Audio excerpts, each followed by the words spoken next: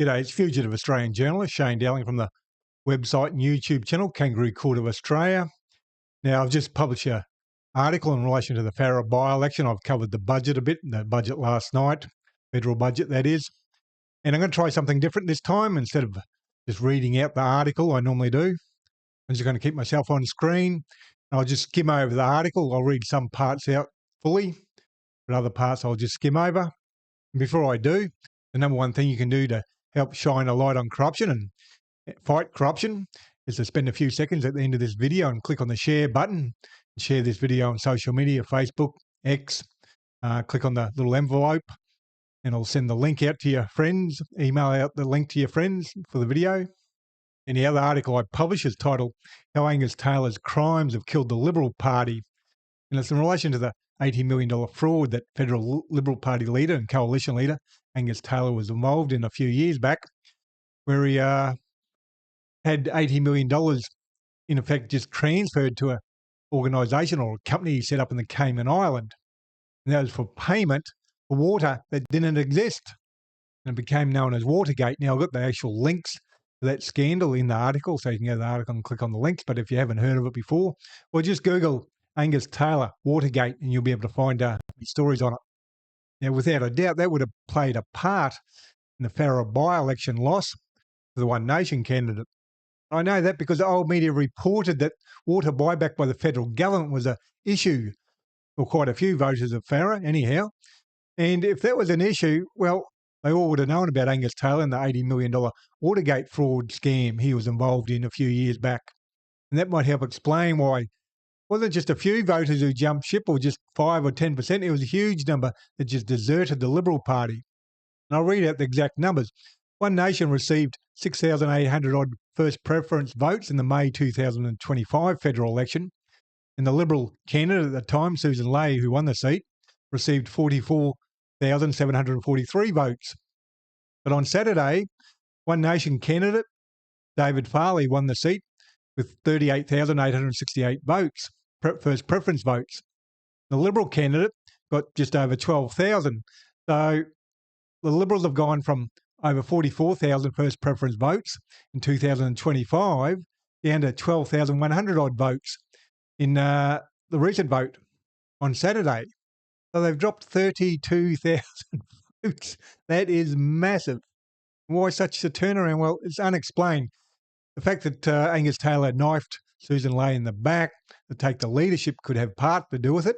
But I think the major part is they all know what a fraudster Angus Taylor is. They just weren't going to vote for him. They know he stole $80-odd million from the federal government in the Watergate scandal. One Nation didn't win the seat with new policies. There weren't any great new policies that One Nation were canvassing during the election campaign. The Liberal Party lost the seat and they lost it badly. And it can only come down to Angus Taylor. What else explains it? Him knifing Susan Ley in the back and being a white-collar criminal on a massive scale. And that's not going to change while he's leader. That's going to impact other electorates as well. They're going to sit back and say, well, we ain't voting for a fraudster like Angus Taylor. Now, it's interesting to watch the old media. They rip One Nation apart on every issue, small or major. Doesn't matter. They just rip them apart if they think it's going to embarrass One Nation. I think that's fine. They're a political party, so they should, the old media. But they don't hit the Liberal Party and the Labor Party with the same vigour. When they refer to the Liberal Party, why don't they refer to the Liberal Party as the leader, Angus Taylor, white-collar criminal who ripped off $80 million? Or when they refer to the Labor Party, why don't they call it the Labor Party, which is run by career politician Anthony Albanese? Now, a point a lot of the old media journalists and also people on social media made is that the voters of Farah, they've legitimised One Nation. And other people who vote for One Nation now, they've been legitimised by voting in a One Nation candidate. Well, what were they meant to do, the voters of Farah? Vote Liberal and legitimise Angus Taylor and his $80 million fraud and theft? They had to vote for someone. And Labor didn't run a candidate. They did run a candidate last year at the 2025 federal election. Their candidate got 16,000 votes, I think it was. And if they had to run that candidate, maybe the independent would have got up. Who knows? Labor chickened out for some reason. Who knows why? Now, I published an article back on the 25th of January 2026. I'll read these couple of paragraphs out to you because they explain the current situation, although it's changing and changing fast. But back in January this year, the coalition exploding this week, part of the longer trend over the last 40 years or so of Australia's political reset, where voters have been slowly moving away from voting for the old political parties to new parties and independents.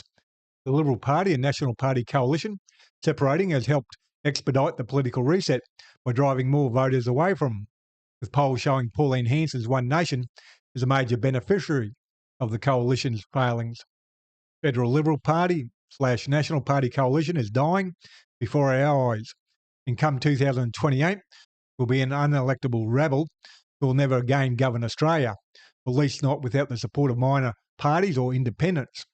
There will be no return to the glory days for the Federal Liberal Party / National Party coalition, as they don't have anyone of real calibre to lead them out of the wilderness that they are stuck in. Now, at the moment, they're stuck with Angus Taylor as leader. Well, he's not going to last. He's probably got another 6, maybe 12 months left in him. Then they'll boot him out and probably replace him with Andrew Hastie or someone else at least. Now, I wrote here in the article too, the end of the Liberal Party, as the Steelers' will of song goes.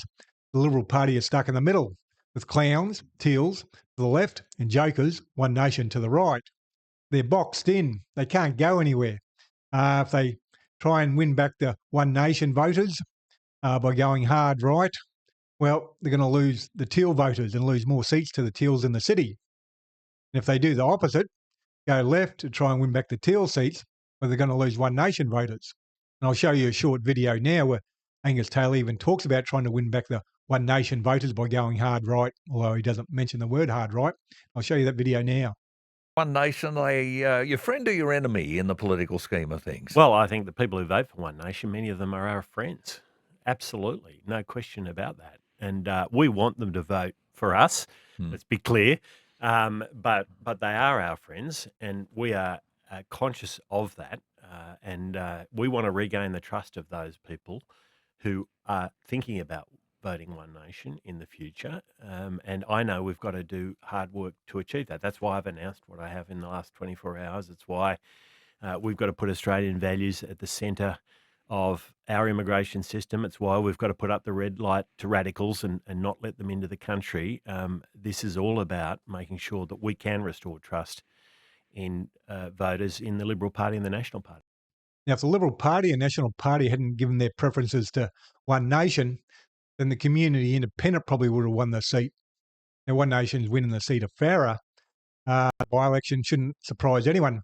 It's almost identical or carbon copy of the Teal strategy. Go after the Liberal Party voters who feel deserted by the Liberal Party or let down by the Liberal Party, and they've won the seat, just like the Teals have done 7 or 8 seats in the city. Now, the question is the Labor Party next? And I'll read you out one paragraph. This is from the Sydney Morning Herald, only a couple of days ago on the 8th of May, 2026. It says, Labor has also started bleeding some support to the populist right. Albanese has told colleagues of the potential of both the Greens and One Nation. The surge if housing remains unaffordable and pessimism about the country and the world remains entrenched. Well, I think Albanese is right, but I think they will lose votes to the Greens, to the One Nation, to the community independents. I think Labor are going to struggle at the 2028 federal election and quite possibly will lose the 20-odd seats they need to lose before they lose majority government. And they'll probably form a minority government after that. Now, the budget you watched last night is really an election budget 2 years early, as Labor know they're in for a massive fight, and they're going to have to fight for the next 2 years to try and regain power in 2028. I don't think the budget will save them. I think they're going to be in minority government after 2028. And there are 2 things you'll hear constantly between now and the next election. One is broken Labor Party promises. You're going to hear that all day, every day from the opposition parties. And the other thing you're going to hear about is the budget deficit, which no party at the moment has a plan to get back into surplus. Now, the changes Labor Party made, I don't know if they're any good or not. We probably won't know for a couple of years. You know, they do the estimates of how things are going to pan out, but they never know until it actually happens. Quite often they get it totally wrong anyhow. There'll probably be a couple of years before we know whether the changes they've made are any good. But one thing I do know is that the deficit is about to hit $1 trillion in the next few months. And the budget says a deficit will be $1.25 trillion by 2030. So it's going up. They've got no plan to reduce it, to get it back into surplus. That's going to be a major issue, especially if other parties jump on the bandwagon and start driving that as an issue. The Labor Party won't be able to ignore it, which they're currently doing. I was very surprised in the budget. They don't have a plan to reduce the deficit. Now, the bottom line is Australia has a Liberal Party and a National Party who are shot to pieces, and they'll never govern Australia again by themselves, at least. And you have a federal Labor Party which are ripe for political attack because they haven't done enough over the last 4 years. But what will probably save Labor is they have 94 seats for starters, which is a huge number, huge majority. They realise they're in a lot of trouble and they're willing to change, unlike the Liberal Party and National Party. Now, I'm no fan of One Nation. I don't vote for them and I never would. But as we transition away from the Labor, Liberal, Uni Party, duopoly that have done a lot of damage to this country, we'll have a lot of minor parties and independents in federal government, and I'm fine with that. That's part of the transition.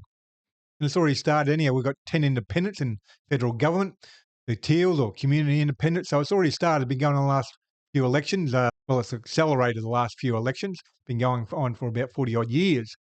The voters transitioning away from the old parties to new parties and minor parties, independents, etc. Now, I'm an independent journalist and I'm 100% crowdfunded from viewers like yourself. And I've been running a campaign for quite a few weeks, trying to make sure I can keep on doing the work I'm doing, and I'll read that out to you. 24 weeks ago, I launched a campaign with a simple goal: find 200 new monthly supporters so I can keep doing this work as a fully independent journalist, running this website and YouTube channel without corporate backing or paywalls. Since then, 169 wonderful people have stepped up and become monthly supporters. That's huge, thank you. We're now at 31 to go. If you've been enjoying the work and aren't yet supporting monthly, I'd be incredibly grateful if you consider joining them. Here's the situation. Like most independent journalists, I'm basically a one-person small business. Right now, a lot of us are feeling the squeeze, just like many small businesses and households are. To stay afloat and keep bringing you the reporting I do, I need roughly 200 more people, well, 31 now, chipping in whatever they can comfortably afford each month. Anything from $3 to $100 or whatever works for your budget makes a real difference. There's no lock-in. You can cancel or adjust at any time. That feels doable right now. You can see all the donation options on the donations page on my website. I'll put a link to the donations page below this video on YouTube. Your support, whether it's a monthly donation or one-off donation, or just sharing my work, is what helps keep independent voices like this one alive. Please do your bit and help shine a light on corruption and share this video on social media. And please hit the like and subscribe button and notification button on YouTube. That way you get notified when I publish new videos. Other than that, thank you for your time and have a good day.